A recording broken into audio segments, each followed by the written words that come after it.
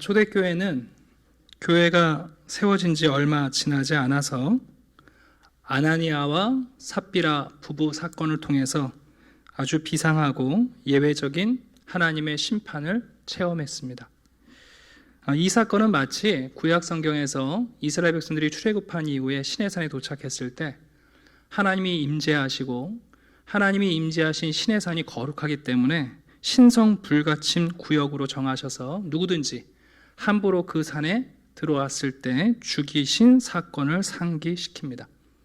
하나님이 임재하셨던 시내산이 거룩한 것처럼 여러분, 교회에 하나님이 임재해 계십니다. 아나니아와 삽비라의 이 즉결 심판의 사건은 교회 안에 함께 하시는 하나님의 임재를 우리에게 상기시킵니다. 또 한편 아나니아와 삽비라 부부의 모습에서 우리는 아담과 하와를 떠올리게 됩니다. 본래 부부가 서로 바르게 돕는 자가 되어야 되는데 함께 모의하여 거짓으로 결합될 수도 있다는 사실을 우리에게 경고하고 있습니다. 부부 중에 한 사람이라도 좀 영적 민감한 감수성을 가지고 있었더라면 이런 참극을 피할 수 있었을 텐데 아쉬움이 있습니다.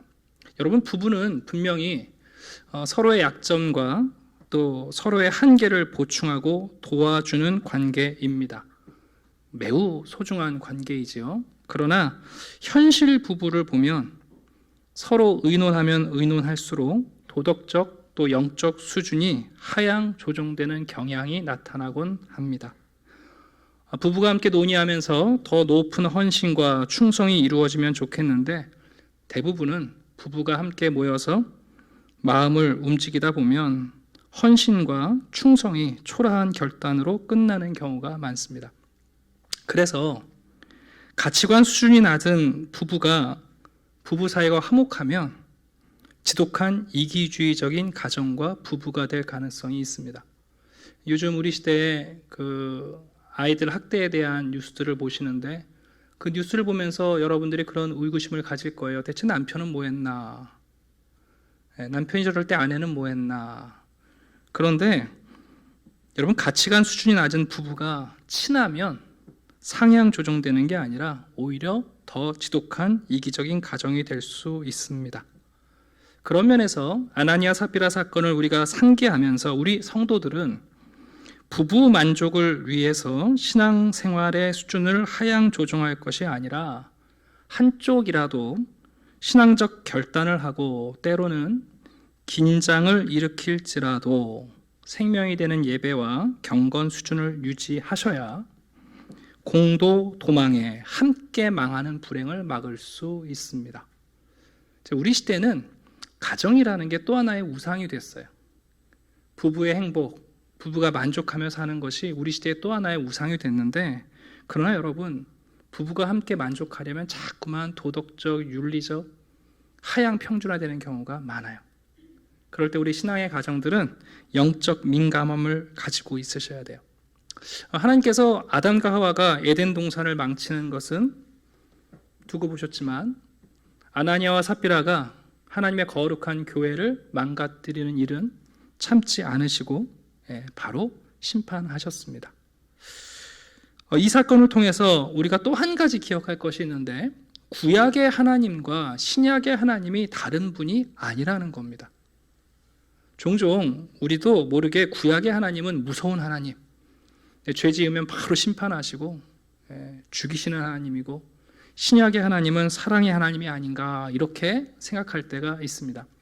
주후 2세기에 가장 첫 번째 나타났던 이단이 말시온파라는 이단인데요, 이 사람들이 그런 주장을 했어요. 신약의 하나님은 사랑의 하나님이신데 구약의 하나님은 좀 열등한 조물주다, 진노하고 삐지고 백성들한테 화내는 열등한 하나님이다, 이런 이야기를 한 적이 있는데요, 이게 20세기에 들어와서는 자유주의 신학자들의 이유가 되었고, 또 최근에는 교육방송에서 그 요한복음 강의하시는 김용옥 도올 선생님께서 똑같은 이야기를 하고 있더라고요. 그래서 오늘 이 사건을 다시 한번 상기하면서 여러분, 하나님은 구약의 하나님과 신약의 하나님이 다르시지 않다는 것을 좀 기억하시면 좋겠습니다. 하나님은 한 번의 회초리로 교회의 거룩성, 사도들의 정통성, 그리고 신앙의 통일성을 확보해 주셨습니다. 여러분, 이 아나니아 삽비라의 즉결 심판의 사건이 성도들에게도 두려움을 일으켰고, 이 소문을 들은 주변의 많은 사람들에게도 두려움을 심어 주었습니다. 그런데 이런 두려움은 여러분, 건강한 두려움입니다. 이제 오늘 오랜만에 저희들이 대면 예배를 드리러 모였는데요.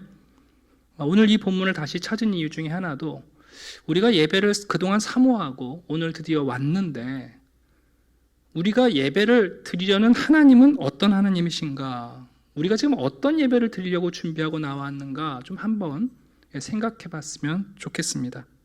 여러분, 예배의 본질은 우리가 하나님의 다스리심, 통치 안에 들어가는 겁니다.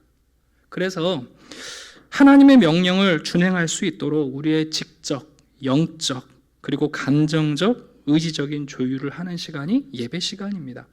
제가 참 존경하고 좋아하는 그 숭실대 교수님이자 교목이신 김혁원 목사님이 계시는데요. 김혁원 목사님이 우리 시대가 좀 회복해야 할 건강한 경외심에 대해서 좀 긴 글을 남겨놓으셨어요. 제가 천천히 읽어드리려고 해요. 왜냐하면 이분의 지적을 한번 여러분 마음속으로 들으시면서 그 누구에게 적용하는 것이 아니라 우리 자신에게 이 두려운 경건성, 건강한 경외심이 우리에게 있는가 좀 생각하고 또 말씀을 계속 전하도록 하겠습니다. 요한계시록에서 사도 요한은 교회의 주 되신 예수님의 용모를 보고 그의 발 앞에 엎드려져 죽은 자같이 되었다. 이것이 예배 경험의 1차적 요소다. 예배는 엎드려 죽게 될 정도로 절대적인 존재 앞에서의 엎드러짐이다. 하나님의 외경스러운 임재 앞에 부복하게 만드는 설교가 사라진 예배는 목사들이 내뿜는 인간적 카리스마나 여흥의 은사를 즐기는 시간으로 전락하기 쉽다. 대중적인 종교 여흥 시간으로 변질된 현대의 개신교 예배는 인간의 거짓된 도발과 공격에 대해 돌격하시고 돌파하시는 하나님의 거룩한 현존을 잘 모른다. 종교의 본질은 절대적으로 거룩한 타자에 대한 경건한 낯섦과 외경인데, 기독교에는 마치 하나님을 소유한 것처럼 거룩하신 하나님 아버지와 친족 관계, 사사로운 관계에 있는 것처럼 자기 확신에 가득 차 있다. 특히 요즘 인기 있는 많은 복음성가들의 노랫말은 하나님과의 친근성을 과도하게 표현하고 있는 듯 보인다. 하나님과의 무한한 질적 차이를 자각하지 못한 채 하나님과 늘 함께 있다고 생각하는 교회는 내재주의적 자연 종교에 만족하는 교회일 따름이지, 무한히 경외로운 거룩한 전율의 근원인 하나님께 대한 살아있는 접촉은 상실한 듯 보인다. 이런 상황에서 기독교회는 하나님을 교회 안에 유폐되고 순치된 물신주의적인 하나님으로 축소시켜 버린다. 그래서 하나님의 거룩한 현존 앞에서 느끼는 아득하고 현기증 나는 경외감이 사라져 버렸다. 베드로가 예수님의 인격에서 쏟아지는 하나님 아들의 거룩한 광채 앞에 털썩 주저앉아 버렸을 때 느낀 전율과 감동이 출렁이는 예배가 요즘 교회에서 실종되고 있는 것이다. 하나님의 거룩한 현존에 대한 경건한 두려움이 없는 교회는 타락한 교회요, 인간의 사교장 그 이상은 아니다. 우리가 드리는 예배는 거룩하신 하나님 앞에 우리가 드릴 마땅한 예물이다. 예배 시간은 말씀 선포와 기도와 찬양을 통해 우리 영혼이 하나님의 복된 공격을 받아 우리의 옛 자아가 쓰러짐을 맛보는 시간이다. 네, 우리가 익숙하게 드리는 예배인데, 예배 가운데 과연 이런 경외감, 건강한 두려움이 있는가? 우리가 다시 한번 깊이 생각하고 다시 예배의 모임을 가질 수 있으면 참 좋겠습니다. 여러분, 이런 아나니아와 삽비라의 사건을 통해서 교회가 두려움을 갖게 되었고, 외부 사람들도 교회에 대한 두려움을 갖게 됐습니다. 자, 이제 이 사건을 교회는 어떻게 처리했는가 하는 겁니다. 여러분, 이런 문제가 벌어지면 여러분 교회가 후유증이 있을 거 아니에요. 그죠? 그 내용이 오늘 11절부터 16절까지의 내용인데요. 결론부터 말씀드리면 교회는 이 후유증에 시달린 것이 아니라 오히려 더 하나가 되어서 예수가 주 되심과 그분의 부활과 그리스도로 말미암아 우리에게 주어진 은혜의 복음을 강력하게 선포했습니다. 그게 교회가 선택한 후유증을 고치는 방식이었습니다. 자, 한번 12절을 잠깐 볼까요? 사도들의 손을 통하여 민간의 표적과 기사가 많이 일어나매. 제가 특별히 이 본문을 읽어드리는 이유는 우리가 사도행전을 너무 많이 오해할 때가 많아요.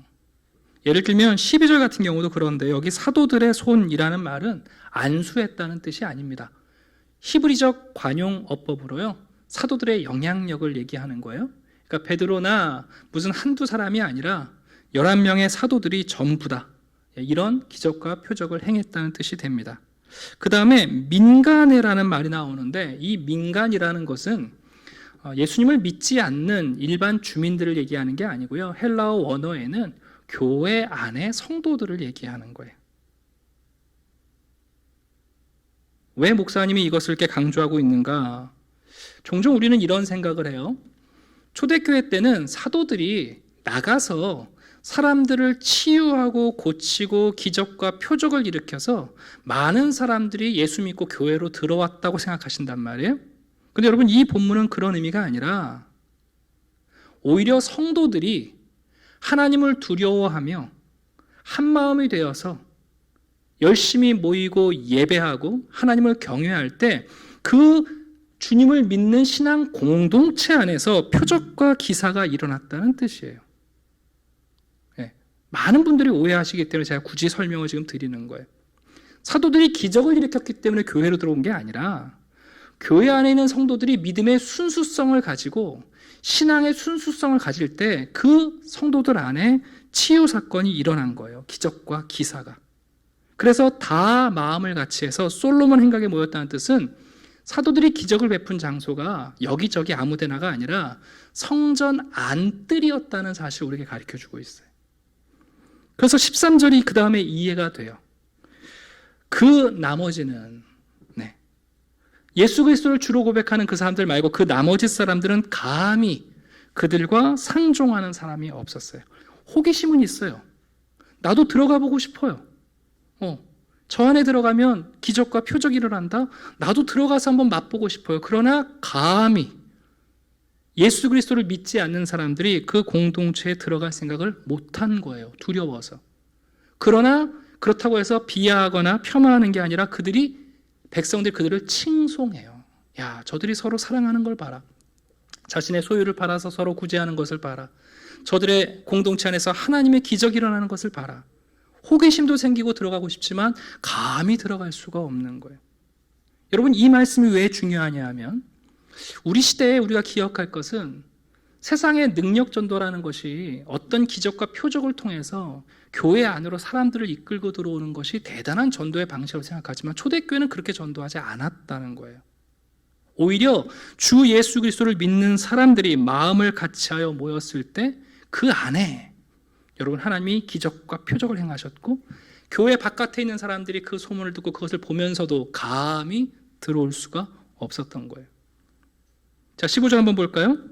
자, 이 소문이 났습니다. 심지어 이제는 그 신앙에 대하여 진지하게 생각하는 사람들이 병든 사람을 메고 거리에 나갑니다. 베드로나 사도들이 성전에 들어가는 그 길 어귀에, 그리고 사도들이 지나갈 때에 혹 그들을 통하여 구원을 얻을까 도움을 얻을까 하는 거죠. 자, 16절 보시게 되면 이 결과가 뭐였냐 하면 예수님이 사도들에게 명령하신 대로 예루살렘과 유대와 사마리아와 땅끝까지 복음을 전하라 명령하셨는데, 이렇게 열심히 모이고 이렇게 예배하고 이렇게 사랑하는 것을 통해서 드디어 예루살렘을 벗어나서 예루살렘 부근의 수많은 사람들도 이 믿음을 따라 사도들에게 나아왔고, 병든 사람과 더러운 귀신, 다시 말씀드리면 육체적 질병과 정신적 질병까지도 다스릴 수 있는 교회의 권능을 우리에게 보여줍니다. 저는 오늘 이 말씀을 통해서 여러분들과 나누고 싶은 것이 뭐냐 하면, 아나니아와 삽비라의 죽음, 그 심판을 통해서 교회와 예수를 믿지 않는 사람들이 확연히 분리되는 작업이 이루어졌어요. 그리고 공교롭게 그 예수 믿는 공동체를 향해서 온 교회, 에클레시아라는 교회의 이름을 처음으로 사도행전에서 쓰고 있습니다. 온 교회. 하나님에 대한 두려움을 가지고 예수를 믿는 사람들과 감히 들어오지 못하는 사람들의 그 양분된 상황에서 예수를 믿는 사람들을 뭐라고 그랬냐면 온 교회라고 에클레시아라고 처음 이름을 붙였다는 거예요. 여러분, 초대교회에는 너무나 많은 능력이 주어진 것 같이 생각되지 않습니까? 예. 우리 시대에도 왜 우리 교회는 이런 능력이 없을까? 왜 우리 목사님은 이런 기적을 못 베풀까? 뭐 그렇게 생각하시지 않나요? 네, 또 저도 목회자로서 나는 왜 이런 능력이 없을까 하는 자책이 있을 때도 있는데요. 그러나 여러분, 우리가 사도행전을 꼼꼼히 읽어가다 보면 이 표적과 기사가 어떤 원인으로 인해서 누구로부터 온 것인지를 정확하게 이해하게 됩니다. 여러분, 이런 기적과 표적은요, 모든 성도들이 일치 단결해서 복음을 전한 결과입니다. 여기서 복음을 전했다는 것은 예수님의 부활을 선포했다는 거예요. 죽은 자가 살아났다는 것을 담대하게 전할 때 육체의 질병이 고침을 받고 영적, 정신적 질병에서 나음받는 일이 벌어졌다는 거예요. 교회가 하나 돼서 순수성을 지킬 때. 두 번째는 뭐냐면 이 표적은요, 모든 성도들이 행했던 것이 아니에요. 예수님께서 사도들, 자신의 제자에 대한 영적 지도력을 인정해 주기 위해서 사도들의 권위로 나타난 제한적 사건이에요.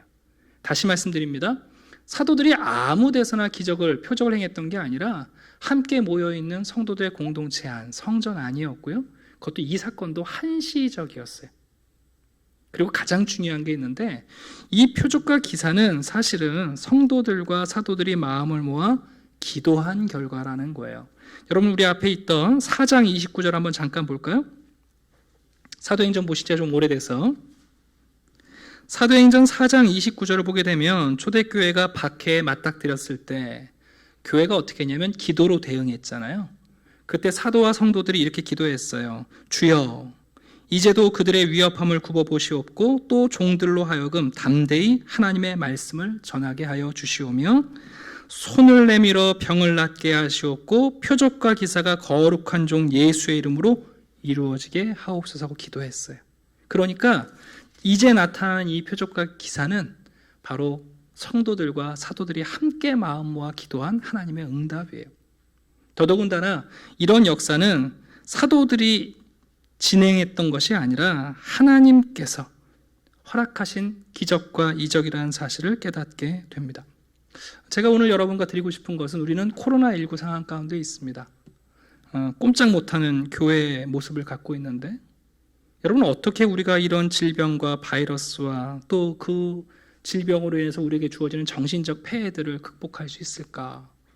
여러분, 교회가 정말 하나님을 경외하고 두려워하며 순수성을 회복한다면 우리는 이 질병을 다스릴 수 있고 그 폐해로부터 어쩌면 부활의 능력을 얻게 될지 모르겠습니다. 여러분, 예수를 믿는 것과 믿지 않는 사람들을 선명히 갈라놓는 가운데 교회라는 칭호를 우리가 받게 됐습니다. 예수를 믿는 사람들과 예수를 믿지 않는 사람들이 확연하게 구분되는 가운데 예수 믿는 사람들에 대하여 교회라는 이름이 처음 붙여집니다. 근데 본래 이 교회라는 이름, 에클레시아는 종교적인 용어가 아닙니다. 본래는 헬라어에서 사람들이 모이는 대규모 군중이라든가 아니면 정기적으로 모이는 도시의 의회를 가리킬 때 에클레시아라는 말을 썼습니다. 이제 사도행전 19장에 가시게 되면 그때도 보겠습니다만은 바울이 전도할 때 에베소라는 지역에 가서 전도를 하는데 바울의 전도로 인해서 많은 사람들이 우상을 버려요. 그러다 보니까 세공업자들의 수입이 줄어든 거예요. 그래서 세공업자였던 데메드리오, 아마 조합장이었던 것 같은데 이 사람을 필두로 해서 바울과 바울의 팀원들을 고발하지 않습니까? 그때 커다란 소동이 에베소에 일어납니다. 제가 읽어드릴게요. 사람들이 외쳐 어떤 이는 이런 말을 어떤 이는 저런 말을 하니 모인 무리가 분란하여 태반이나 어찌하여 모였는지 알지 못하더라. 이때 여러분, 에클레시아, 우리가 알고 있는 교회라는 용어를 써요. 그러니까 본래 에클레시아, 교회라는 말은 일반 군중들을 지칭했던 말이에요. 사도행전 19장 이후에 보시게 되면 만일 데메드리오와 그와 함께 있는 직공들이 누구에게 고발할 것이 있으면 재판날도 있고 총독들도 있으니 피차 고소할 것이요 만일 그 외에 무엇을 원하면 정식으로 민회에서 결정할지. 여기도 마찬가지로 이 민회를 얘기할 때 에클레시아를 썼어요. 그러니까 우리가 지금 사용하는 교회라는 용어는 본래 종교 용어가 아니에요. 많은 사람들이 모이고 정기적으로 모여서 어떤 것을 결정했던 의회를 가리켰던 말이에요. 그런데 여러분, 이 용어가 초기 성도들이 꾸준히 모이는 거예요. 모여서 어떤 것을 결정하는데 선한 일들을 결정하는 거예요. 사람들이 모여서 분란과 시끄러운 소란을 일으키는 게 아니라 저들은 많은 사람들이 모여도 질서 있고 품위를 유지하는 거예요.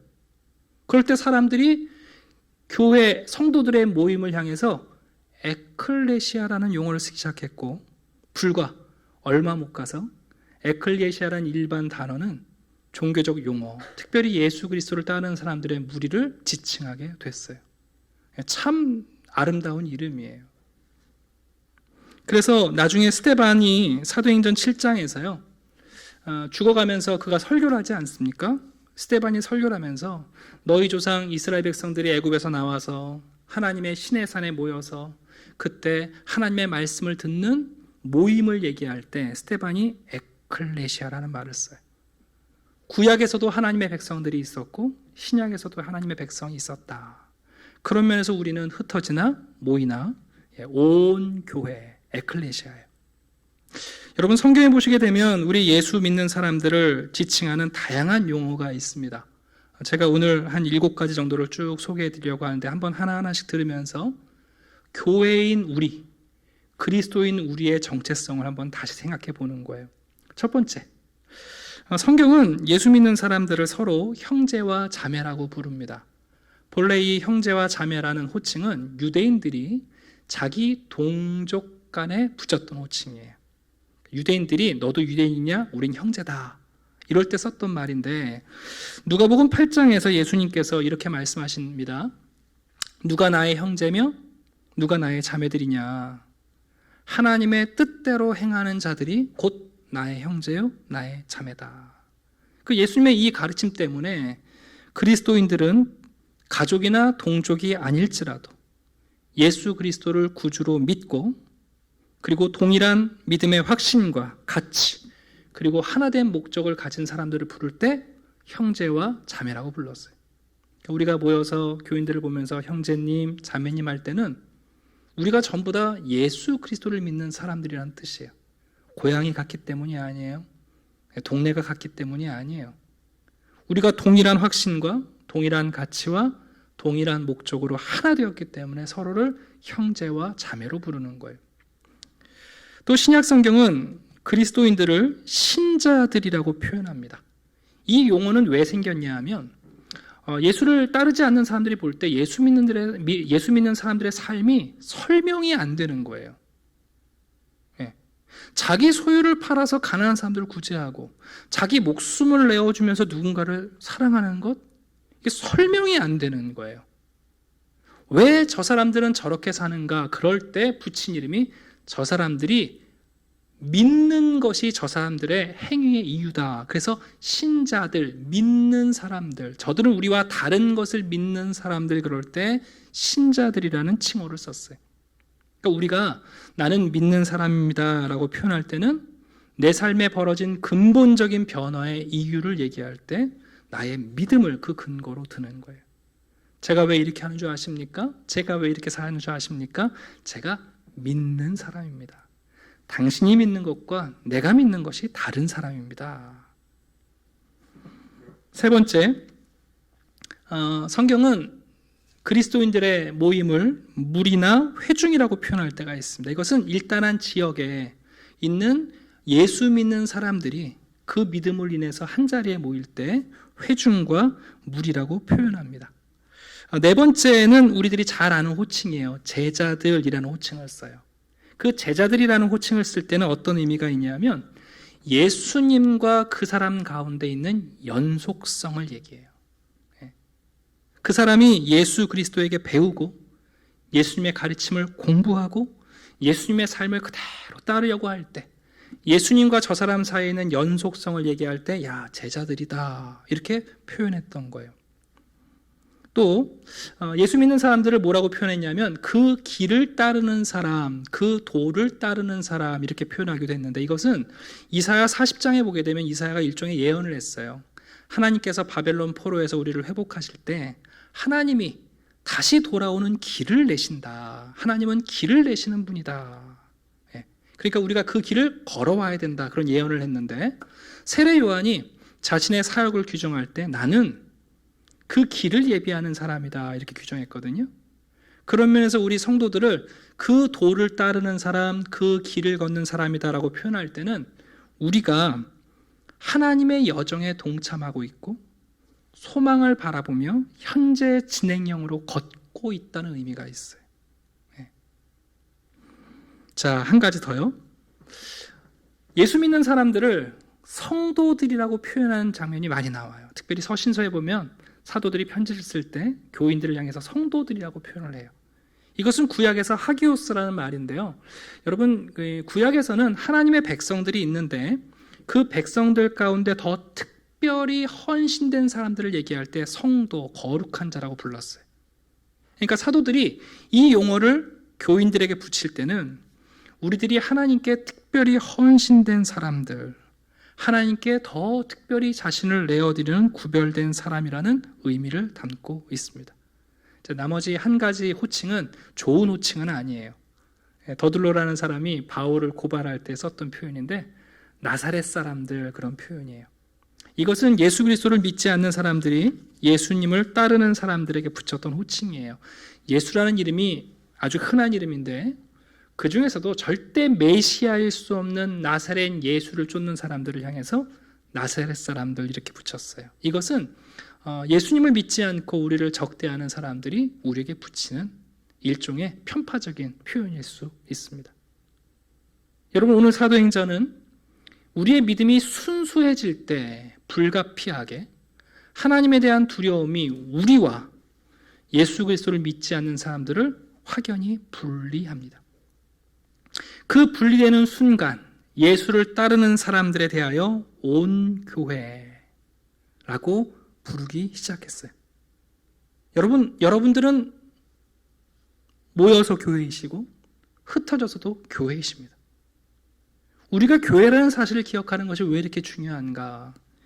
교회가 이 순수성을 유지할 때 우리가 하나님의 임재 안에 있고 하나님의 약속과 인도함을 받는 그분의 말씀을 받고 있고 우리가 그분의 백성으로 구성되어 있다고 말할 때, 이 순수함이 우리를 찾아올 때 우리는 그제서야 드디어 세상 사람들이 두려워하는 이 바이러스라는 육체적 질병과 그 폐해로 다가오는 수많은 정신적 문제들을 다스릴 수 있는 교회의 능력을 회복하게 됩니다.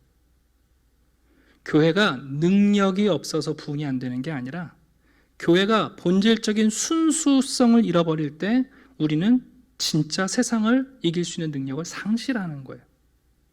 오늘 본문을 좀 다시 꼭 기억하십시오. 이 모습은 사도들이 수많은 기적을 막 일으켜갖고 약장사처럼 돌아다니면서 기적을 일으켰기 때문에 사람들이 교회로 몰려왔다는 뜻이 아니에요. 순수한 교회가 모여서 그 교회 안에서 하나님의 기적과 이적이 나타나고 사람들이 호기심이 있고 오고 싶지만 감히 올 수가 없는 두려움 때문에 그 순간 여러분, 그 교회는 사도들을 통하여 질병과 귀신을 내어쫓는 육체적 질병까지 또 정신적 질병을 다스릴 수 있는 능력을 갖게 된 거예요. 오늘날 우리 교회가 이 코로나 시기에 어떡할까 수많은 대안들이 있겠지만 저는 오늘 이 말씀을 준비하면서 진짜 교회의 순수성과 하나님에 대한 경외감을 다시 회복했으면 좋겠습니다. 말씀을 정리하는데요. 백석대학교 조직신학 교수님이신 유태하 교수님께서 얼마 전에 특별한 기고문을 내셨어요. 코비드19 상황 종식 이후 교회의 존재와 삶이라는 매우 고민하시면서 글을 쓰신 것 같은데, 여기 보면 이 교수님께서 섣부른 예단을 자제하면서도 이제 몇 가지 대안을 내어놓고 계세요. 우리가 한번 귀 기울여 볼 만해요. 첫 번째는 뭐냐면 교회가 어떻게 해야 되는가? 첫 번째는 성도들의 사귐의 본질을 찾아야 된다 이렇게 지적하고 계세요. 교회가 성도들의 사귐을 회복해야 한다. 근데 이렇게 얘기하면 벌써 여러분들의 머릿속에는 성도들의 사귐 그리니까 우리끼리 잘 지내고 교회에서 친목하고 사랑으로 돌보고 이렇게 생각하실 수가 있는데, 이분이 하시는 말씀은 성도들의 사귐이라는 것은 그리스도와의 사귐을 얘기하는 거예요. 성도들끼리 우리가 잘 지내는 게 아니라 여러분, 교회에서 말하는 성도의 사귐은 궁극적으로 그리스도와의 사귐인 거예요. 같이 모여서 차를 마시고 놀러 가고, 그게 아니라 그리스도와의 사귐이 가능한 그 그리스도와의 사귐 속에 있는 성도의 사귐을 회복해야 된다는 거예요. 그런 면에서 예배와 교제와 양육과 봉사라는, 어쩌면 교회의 본질적인 부분들에 대한 회복이 필요하다는 것을 가르쳐줘요. 두 번째는 무엇을 지적하냐면 회집으로서의 예배를 회복해야 한다는 거예요. 여러분, 온라인으로 드리는 예배가 결코 정상은 아니에요. 네, 우리가 그런 생각을 하면 안 돼요. 그런데 더 큰 문제는 뭐냐면 우리가 다시 회복하는 것도 문제지만 예배가 회복되었을 때 또 예배가 설교의 단순한 전달이라는 축소되면 안 되는 거예요. 예배라는 것이 목사님이 설교하고 설교를 잘하고 설교 듣는 것으로 끝나면 안 되겠죠. 본질적인 예배라는 것은 저도 예배자지만 여러분들도 예배자 아닙니까? 이 시간에 와서 여러분, 우리가 각자 하나님께 예배하고 하나님을 경험하는 일들이 벌어져야 되지 않겠습니까? 네. 세 번째는 뭐냐면 교회가 지역사회 내에서 구체적인 회중이 돼야 한다는 지적이에요. 이것은 무슨 얘기냐 하면 오늘날 교회는 지역사회에서 덩치 큰 장애인처럼 되어 있다는 거예요. 어딘지 교회 가면 큰 교회들이 있어요, 건물이. 그런데 그 지역에서 하고 있는 역할을 보면 오히려 지역사회가 교회를 돌봐야 하는 장애인처럼 되어 있다는 거예요. 장애인들을 폄하하는 발언은 절대 아닙니다. 네. 그러면서 이분이 아주 조심스럽게 이런 결과를 놓고 있어요. 대형 교회의 자기 축소화, 소형 교회의 정상화로 이어져야 한다. 저는 이게 매우 의미심장한 것 같아요. 네. 어쩌면 하나님께서 우리 한국교회를 향해서 지나친 불균형이 적나라하게 드러나게 하신 이유가 뭔가? 네. 정말 맘모스 같은 괴물 공동체가 아니라 대형 교회의 축소화, 작은 교회들이 자존심 상하는 게 아니라 교회의 본질을 가지고 정상화되는 일. 여러분, 그 교회가 순수성을 가질 때 놀랍게 오늘 본문에 있는 것처럼 교회는 세상의 질병과 정신적 폐해와 사회적 병폐를 다스릴 수 있고 관리할 수 있는 참된 영적 능력을 갖게 될 겁니다. 말씀을 마치겠습니다. 여러분, 교회를 위해서 교회의 생존을 말하는 것은 너무 창피한 일입니다. 종종 우리 시대에 그런 얘기 하잖아요. 왜 뭐 교회가 자꾸 모이려고 하는가? 안 모이면 헌금해 주니까 그런다. 여러분들은 어떻게 생각하세요? 그 답은 각자 하시면 돼요. 우리가 크리스찬으로서 굳이 변호할 필요 없어요. 우리 각자가 그런 일에 자기의 신앙으로 응답하시면 돼요. 그런데 그리스도를 위해서는 교회의 생존을 걱정하지 않으셔도 돼요. 하나님의 교회, 예수 그리스도의 교회는 여러분 결코 이런저런 일로 무너지거나 흔들리지 않습니다. 오히려 참된 교회들은 더욱더 순수해질 겁니다. 그래서 그동안 우리가 잃어버렸던 교회의 참된 능력을 회복하게 될 것이라고 저는 믿습니다.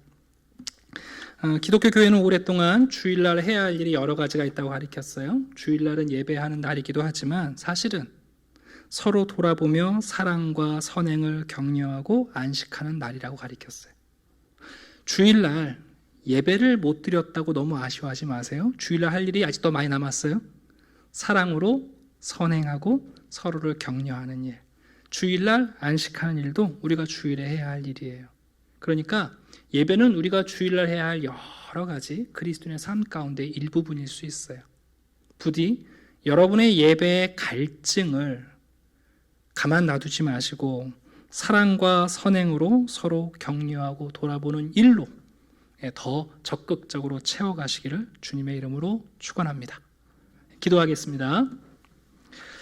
아버지 하나님, 감사합니다. 주께서 임재하신 이곳에서 예배합니다. 보이지 않는 하나님께서 이 교회의 주인이시며 그리스도는 우리 모두를 받아 하나님께 영광을 돌리고 계십니다.